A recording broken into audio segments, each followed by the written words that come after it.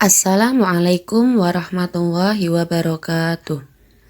Bagaimana kabarnya hari ini anak-anak?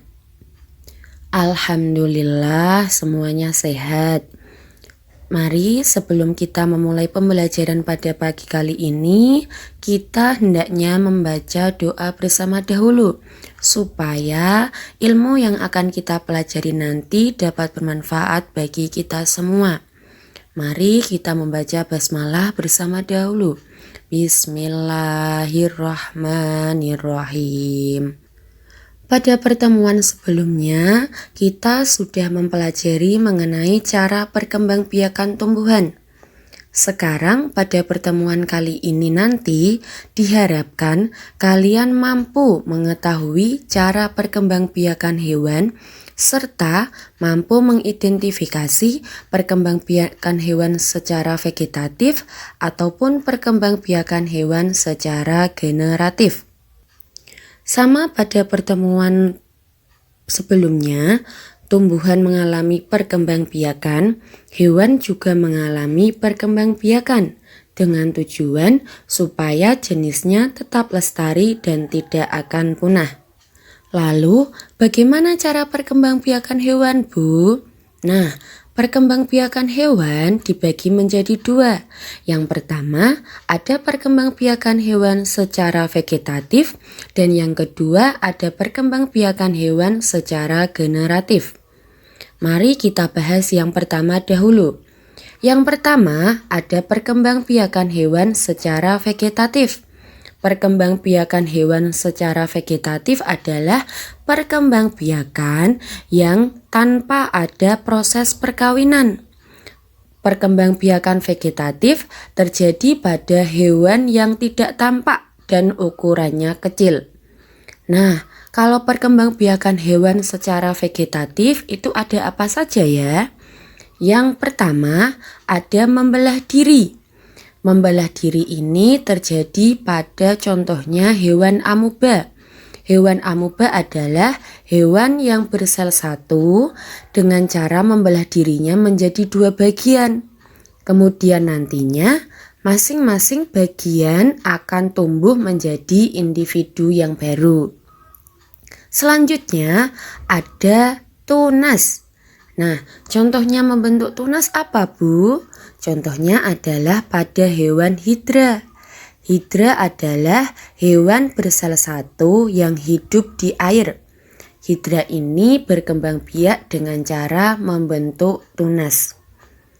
Yang ketiga, ada fragmentasi. Fragmentasi itu apa, Bu? Nah, fragmentasi adalah cara berkembang biak dengan memutuskan atau memisahkan tubuhnya. Nah, kalau contohnya adalah hewan planaria. Apa sih itu hewan planaria?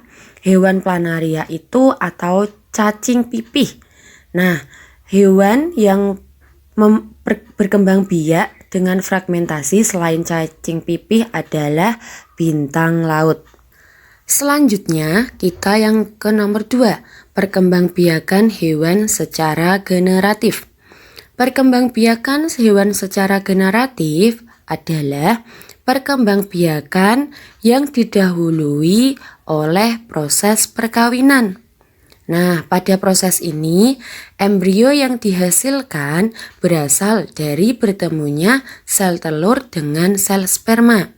Kemudian, embrio tersebut akan tumbuh dan berkembang menjadi individu baru berupa anak.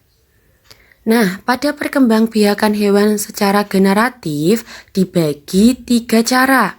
Yang pertama ada ovipar, kedua ada vivipar, dan yang ketiga ada ovovivipar.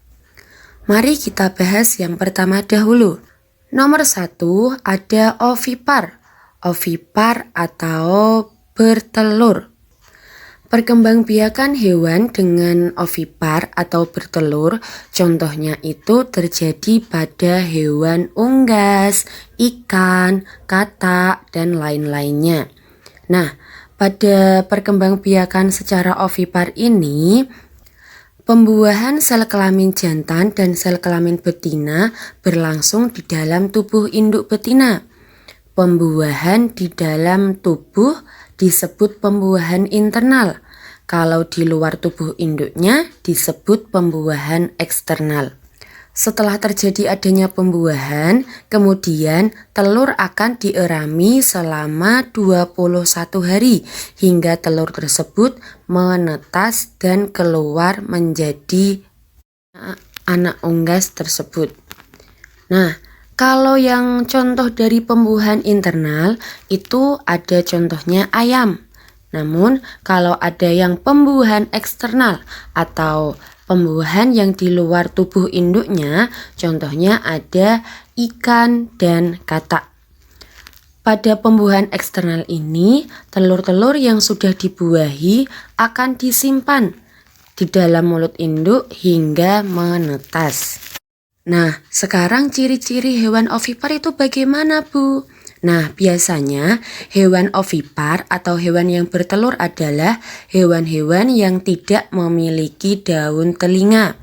Contoh tadi adalah hewan unggas, berarti adalah hewan yang berkaki dua, memiliki sayap, paruh, dan bulu untuk menutup tubuhnya. Sekarang yang nomor 2, yaitu vivipar. Vivipar adalah hewan yang melahirkan anaknya. Contohnya adalah hewan mamalia, baik mamalia darat atau mamalia air.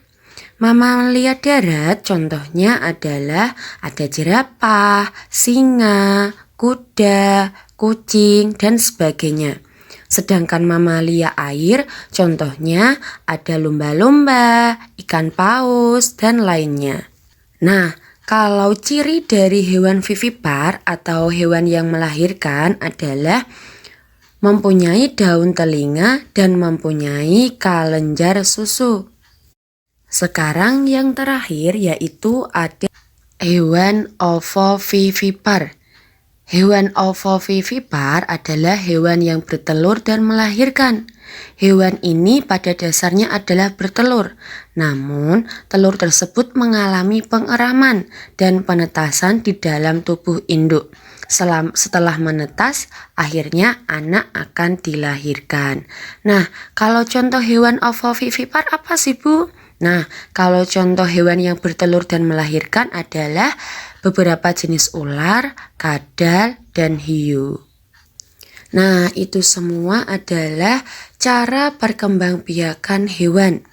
Ya, mari kita ulangi lagi. Cara perkembangbiakan hewan ada 2. Yang pertama, perkembangbiakan hewan secara vegetatif, dan yang kedua, perkembangbiakan hewan secara generatif. Perkembangbiakan hewan secara vegetatif ada membelah diri, membentuk tunas, dan fragmentasi. Kalau perkembangbiakan hewan secara generatif ada ovipar, itu bertelur, vivipar melahirkan, dan ovovivipar itu bertelur dan melahirkan. Sekian pembelajaran pada kali ini, semoga bermanfaat. Ibu harap kalian rajin membaca dan selalu belajar di rumah. Mari kita akhiri pembelajaran kali ini dengan membaca hamdalah bersama. Alhamdulillahirabbil alamin. Terima kasih dan Ibu mohon maaf bila ada kekurangan dan kesalahan. Wassalamualaikum warahmatullahi wabarakatuh.